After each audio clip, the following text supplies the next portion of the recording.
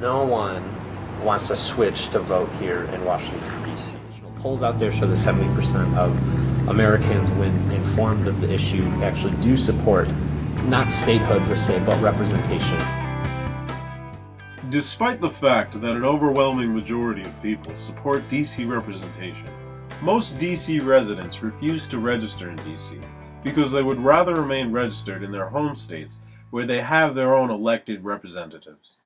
For us to be a state, we have billions of dollars of tax revenue, though we would actually be considered a donor state, which is a state that would give more money in taxes to the federal government than it receives in subsidies or tax returns. A majority of the states that are current 50 actually are not donor states, they're receiver states.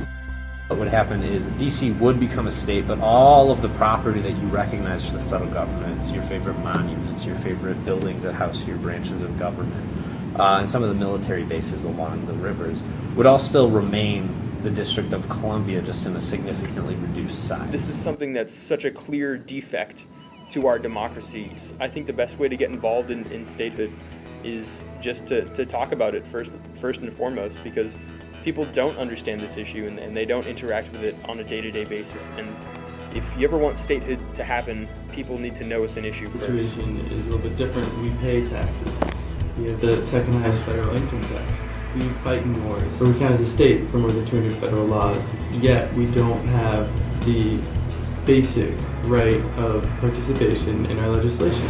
So to sit here and say that we are a democratic country is false, because there are people in this country, 632,000 inside the District of Columbia, just to name an example, who don't enjoy the same basic democratic rights. So it's a democratic injustice, it's a stain on our country, and this is what we're working for.